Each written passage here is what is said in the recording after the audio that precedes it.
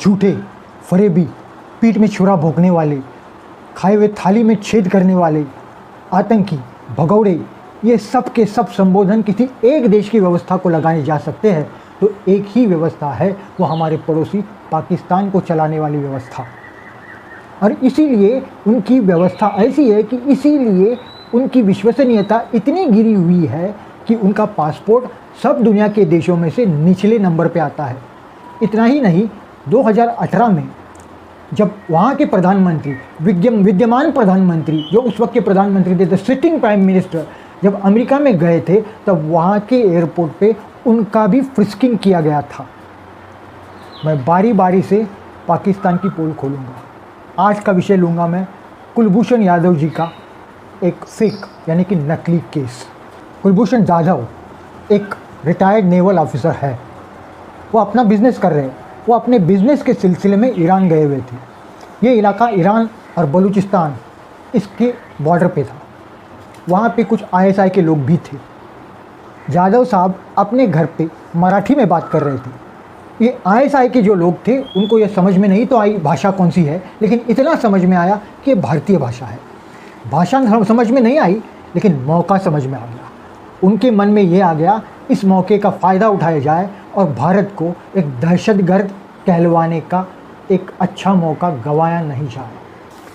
24-25 मार्च 2016 पाकिस्तान ने डिक्लेयर कर दिया कि उनके पास कुलभूषण जाधव नाम का एक भारतीय नागरिक है। वो जासूस है, रॉ का एजेंट है और दहशतगर्द भी है। भारतीय राजनयिक अधिकारियों को बुलाया गया, उनको बताया गया, लेकिन भारत ने यह आरोपों को झूठ कह के अस्वीकार कर दिया। कुछ दिन बाद कुलभूषण जाधव का एक कन्फेशन स्टेटमेंट वीडियो पे उन्होंने प्रसारित किया। वो वीडियो ऐसा था कि जिसमें इतने सारे एडिटिंग के कट्स थे कि ये समझ में आ रहा था कि वो एक स्क्रिप्टेड और डॉक्टर टेप है। उनको टॉर्चर करके उनसे वो बुलवाया गया है और जो भी उनको बताया गया है वही बताया गया है उस वीडियो में कुलभूषण जाधव जी ने। इसके बाद 1 साल बीत गया। इस 1 साल के दौरान भारत ने 16 आवेदन दे दिए पाकिस्तान को कि हमें काउंसिलर एक्सेस दिया जाए, कुलभूषण जाधव को काउंसिलर एक्सेस यानी कि राजनयिक पहुंच दी जाए, लेकिन वो दी नहीं गई।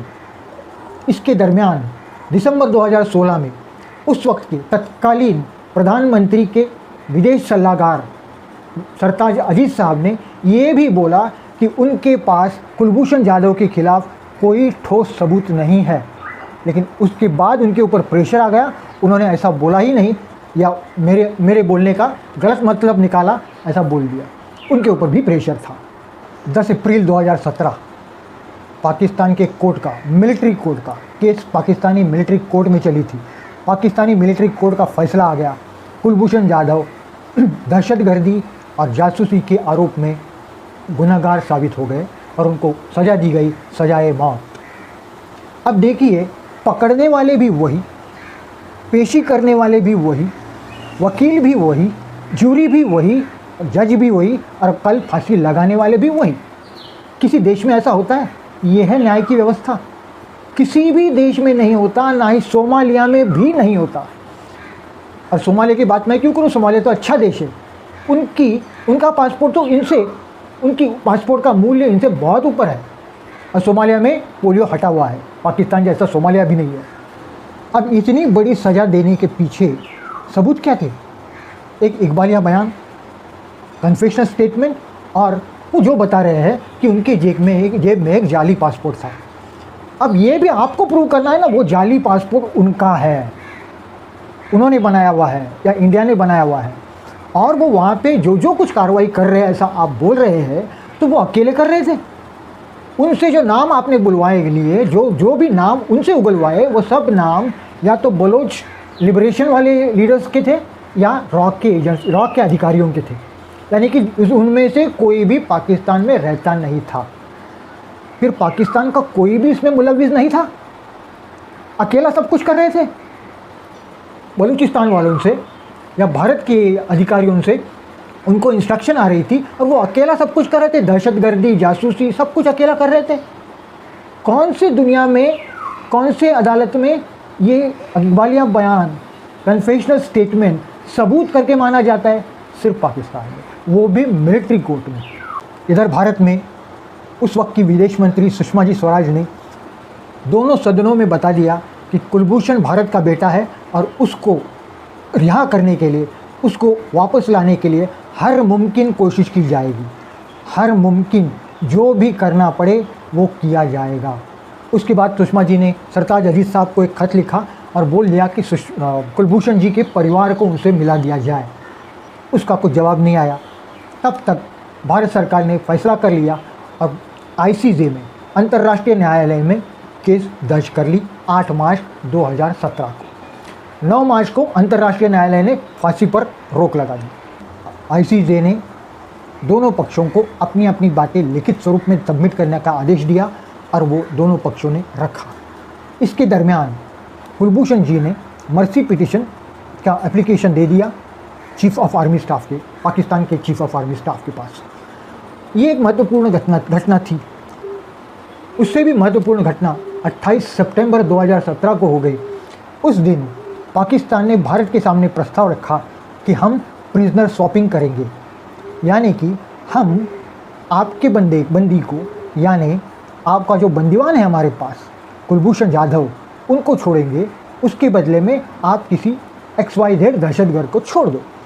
तब पता चला कि ये सब कुछ नाटक किस लिए किया था, किसी एक दहशतगर्द को छुड़वाने के लिए किसी एक बेकसूर को पकड़ के रखा था। भारत ने उनका प्रस्ताव को माना नहीं और केस चालू रखा। दिसंबर 2017 में ही पाकिस्तान ने कुलभूषण जाधव के परिवार को मिलने की अनुमति दे दी और 27 दिसंबर ये तारीख मुकर्रर हो गई। भारत ने ये कहा था कि इस मीटिंग के दौरान कोई पत्रकार वहाँ नहीं चाहिए और वो जब बात करेंगे फैमिली मेम्बर से, फैमिली जब एक दूसरे से बात करेगी तब कोई भी राजनयिक अधिकारी वहाँ पे नहीं होना चाहिए पास में। लेकिन हुआ ये कि उन्होंने इतनी शर्तें डाली कि वो जब आ गई, दोनों कुलभूषण जाधव की माताजी और पत्नी दोनों पाकिस्तान में आने के बाद उनको अपने कपड़े बदलने पड़े, उनको दूसरे कपड़े दिए, उनके गहने निकाल दिए, उनके चप्पल निकाल दिए, उनको दूसरे चप्पल दिए, दूसरे कपड़े दिए। इतना ही नहीं, मंगलसूत्र निकालने को बोला, उनकी बिंदी निकालने को बोली। अब बिंदी के पीछे क्या मिसाइल रखी थी, लेकिन वो भी निकालने के लिए दिए। उनको लेके गए, रास्ते में उनको चलाया ताकि पत्रकारों ने उनको हैकल क्या कर दिया। ये क्या है? अंदर जाने के बाद उनको इंग्लिश में बात करने के लिए कंपलसरी कर दिया। अब कुलभूषण की माताजी को इंग्लिश नहीं आती थी, वो चुपचाप बैठी रही। दोनों के बीच में कांच रखी गई, सिर्फ हस्बैंड एंड वाइफ, पति पत्नी बात कर रहे थे, माताजी उनकी देख रही थी। क्या प्रॉब्लम क्या था? और उनके जो अधिकारी थे वहाँ खड़े थे और सुन रहे थे ये। और उसके बाद उनको फिर से जाने के बाद भी उनकी चप्पल उनको वापस नहीं दी। शायद हो सकता है कि उसके अंदर कुछ छुपा के रखी है कि नहीं, देख रहे होंगे। 18 फरवरी 2018 से लेकर 21 फरवरी 2018 तक दोनों पक्षों के वकीलों ने अपनी अपनी दलील पेश की। पाकिस्तान की केस ही कमज़ोर थी और हमारी केस भी अच्छी थी और हमारा वकील भी जाने माने वकील थे हमारे, हरीश साल्वे, एडवोकेट हरीश साल्वे। ये 3 दिन तक चली। उसके बाद 17 जुलाई 2019 को 16 जजों की बेंच में ये फैसला हो गया कि कुलभूषण जाधव की फांसी रोक दी जाए और उस केस का पाकिस्तान ने रिव्यू किया जाए।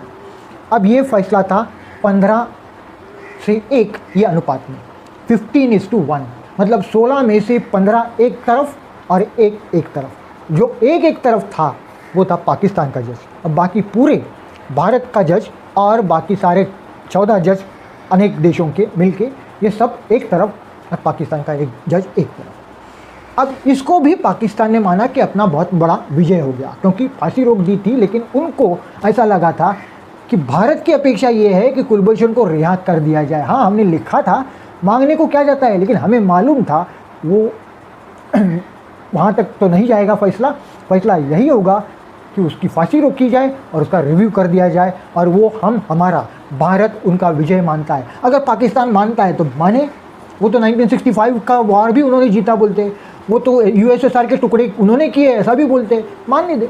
अब बात बताओ, 16 में से 15 एक तरफ है, एक तरफ है, अगर उन्हें वो जीते हैं तो 15 उनकी तरफ है, एक उनके खिलाफ है, वो पाकिस्तान का है।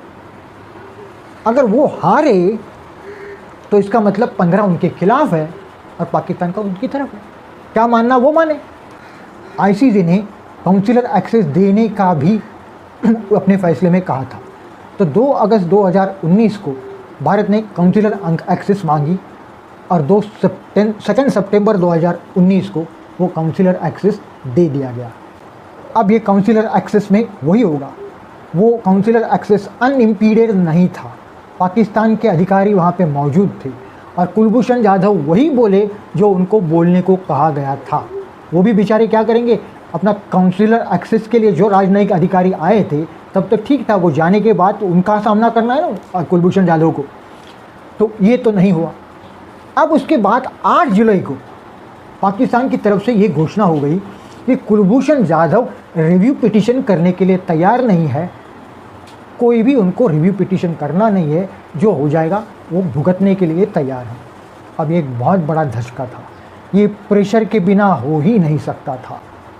अब हम जो आईसीजे में गए, अंतर्राष्ट्रीय न्यायालय में जाके अंतर्राष्ट्रीय न्यायालय का फैसला हमारी तरफ से लाने के बाद अगर कुलभूषण जाधव ऐसा बोलते हैं कि मुझे रिव्यू पिटीशन करना नहीं, तो ये प्रेशर के बिना नहीं हो सकता।